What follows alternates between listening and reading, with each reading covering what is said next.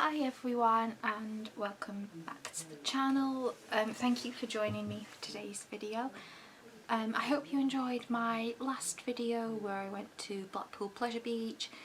Like we said in the last video, we weren't too sure when the next video was going to be. It could have been for the Michael Jackson tribute. That's in about 2 weeks now, actually 2 weeks tomorrow.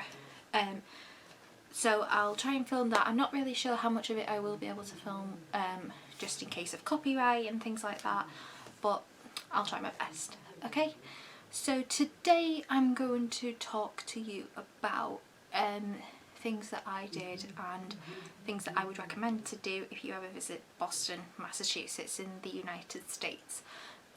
I visited Boston at the very beginning of August. I travelled there on the last day of July and we stayed for the first week of August there. We were there for my brother's wedding, and as well as that we did a number of the tourist attractions there, so I'm just going to tell you guys some of the things that I did, and like I say, that I recommend that you guys do as well. So the first thing that I would recommend, and the first thing that I did, was the Salem Witch Museum. So Salem, Massachusetts is a little town. Well, yeah, I think it would be described, it is a town, but it's very well known in Massachusetts because that is where the infamous witch trials took place in 1692, the Salem witch trials. And I believe it's definitely been the filming location of the film Hocus Pocus from 1993. I believe they could have filmed things like Sabrina the Teenage Witch there, and possibly Buffy the Vampire Slayer. I'm not too sure about those two, and I think from what I remember they also filmed a few episodes of American Horror Story Coven there as well. I apologise if the lighting's a little bit dark, by the way. I'm not really sure about the angling today. I'm still getting used to this camera, as like I always say. Yeah, so I believe they filmed some episodes of American Horror Story Coven there, because that was all about witches and like spooky things, Halloween. But I'm not too sure about the other two shows that I mentioned as well. So the Salem Witch Museum is obviously in the town of Salem, and it's a really good, interesting thing to go and see. Even if you're not really into that kind of stuff, I would still go and see it because it's really interesting to learn about the history behind Salem and also the things that were like leading up to the trials, and that basically when you arrive, you can either book your tickets before you go or you can book them when you get there. My family and I booked our tickets when we arrived there. So we arrived there, I think it was about 12 o'clock in the afternoon, and then I think when they let you in, I believe it's every 15 minutes. So say if you arrived there for 12 o'clock, you'd then be allowed into the 12:15 time. They don't allow filming in there, which is completely understandable in my opinion. I did ask before I went in if it was possible to film or take pictures, and they are quite strict about it. They were really nice about it though. They just said, oh no, we don't allow it and that. And I think that's possibly because if someone films it and then posts it on YouTube, that could possibly stop other people from coming because they'll have seen it on YouTube, and you know, obviously the museum has to make money somehow. But yeah, so it's a relatively small museum, but honestly I think it's just perfect, and it only takes about I think it would maximum of half an hour, possibly maybe 45 minutes. So basically when you go in, you go into like this auditorium type thing, and then you learn about the witch trials through these like they're not really, they could be waxwork, I'm not too sure, but it was basically models of what happened throughout the entire trials and the events leading up to it. They have specific models of people that took part in the trial. So, and for example, if you are aware of a play called The Crucible, which was written by Arthur Miller, The Crucible is about the Salem witch trials. It's kind of a different interpretation of it though. So they talk about about John Proctor, who took place. He was quite an important figure within the Salem witch trials. They talk about Abigail Williams, who was again another significant person throughout the trials. They talk about Elizabeth Proctor, who was John Proctor's wife, and then several other people who were again significant in the trials and afterwards as well. And then after you go through that, before that as well, you do get to go through a little gift shop, but it's only a small gift shop, so you could only be about 5 minutes in there. And then anyway, so after you've gone through the story part, you then go through to another part of the museum that talks about sort of witchcraft throughout the ages. So for example, one of the first things that they talk about is how witches are always seen in film. So for example, the Wicked Witch of the West from The Wizard of Oz, and like how witches are always shown to, you know, have green skin and a pointy hat, and how that kind of came to be. And then it sort of goes from then there's like a wall of what's happened since 1692, and there's a voiceover that talks about all of this as well. They don't really have as many models in this part of the museum. They do have the witches from the cinematic point of view though, and then they also have two at the end, which I think was about pagans. I don't really want to sort of talk about that part just in case I say something wrong, but that was so interesting to learn about, honestly.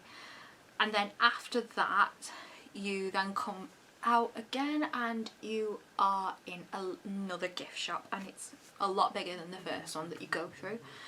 I bought a pendant from there, and I also bought a t-shirt, and yeah, it was just really cool to see all of the little like knick-knack things as well. I assume if you're into like Halloween and things like that, you'd really enjoy the Salem Witch Museum gift shop.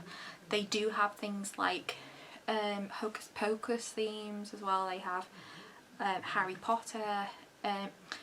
They didn't have American Horror Story from what I remember. Thinking about it, they didn't have it at all. Which, I mean, they could have done in a way, but they could have only had certain things from the one series that was about witches.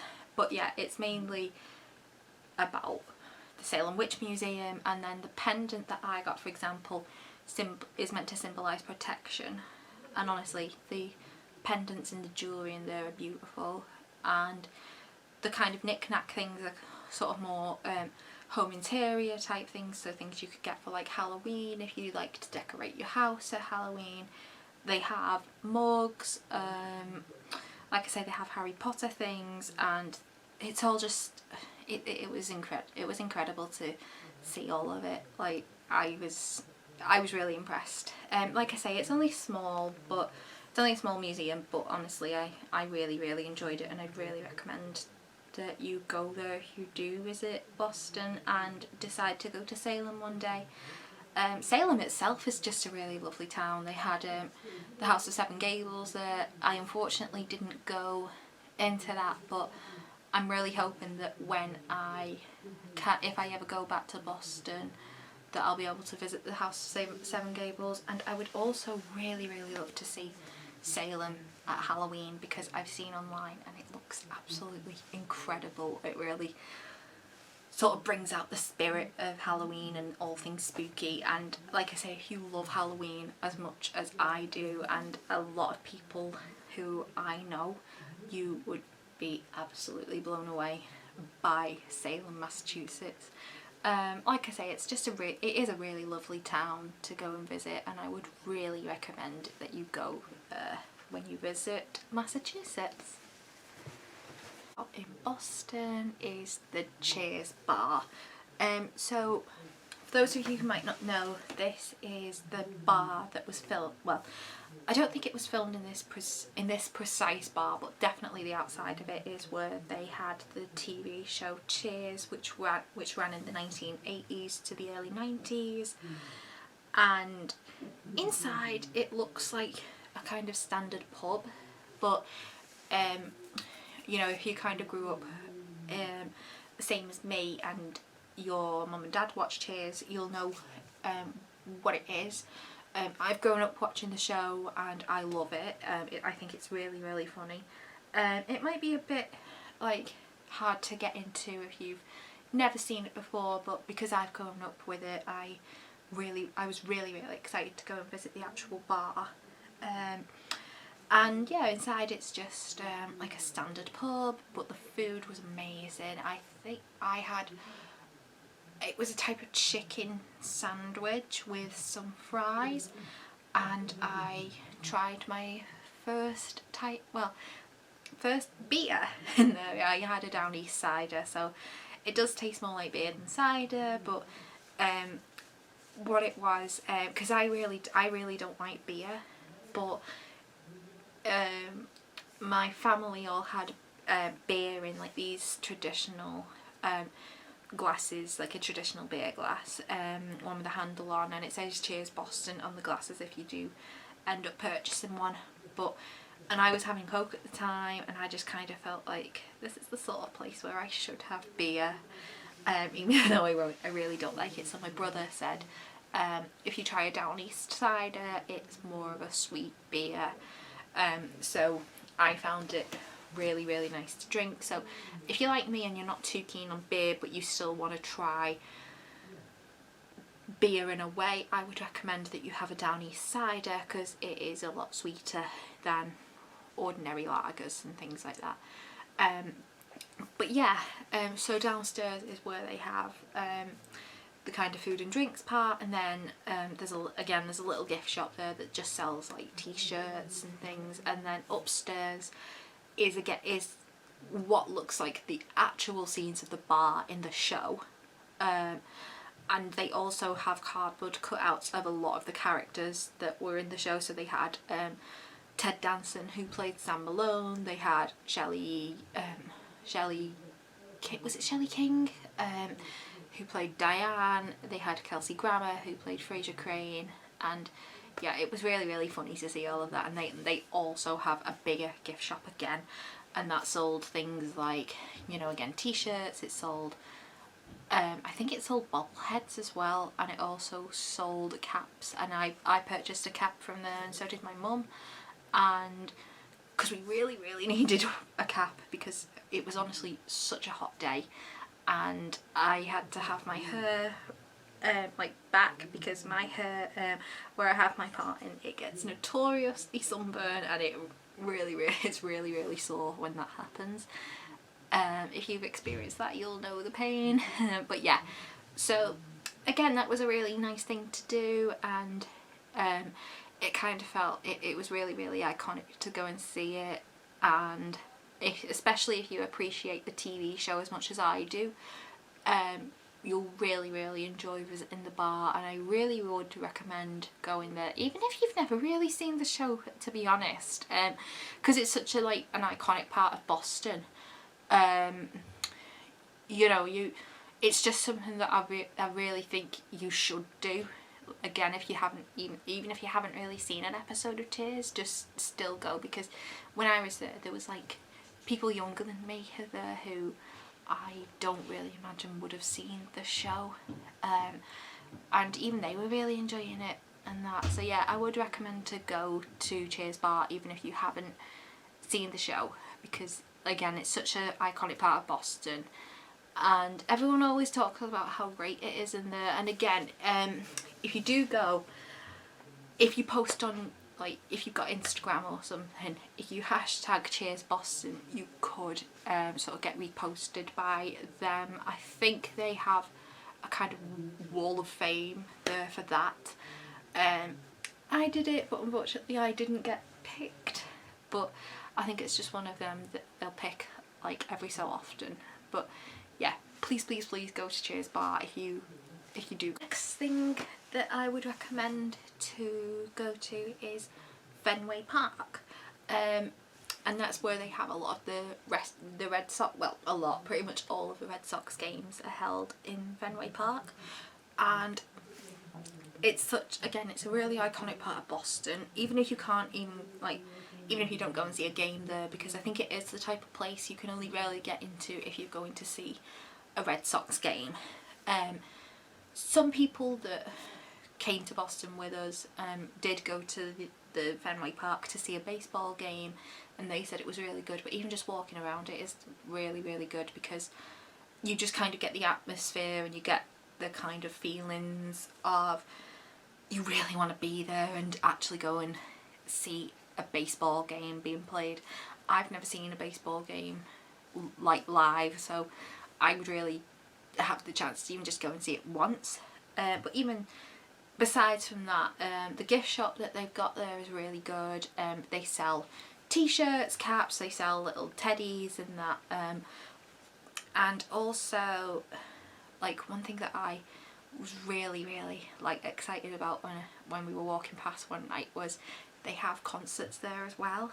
And the one concert that we heard when we were walking past Fenway Park one night was Def Leppard, and like Def Leppard just sort of, they do music that I really like, kind of 80s rock, and like that's like my favourite music, and I was so gutted that I didn't know that they were going to be playing until we actually walked past, and I was like, oh my god, you know, I bet they're amazing, because they had, you know, we could actually hear it as well, and they have the red steam going, and you know, you could just hear everything because it's outside as well, and you just kind of got the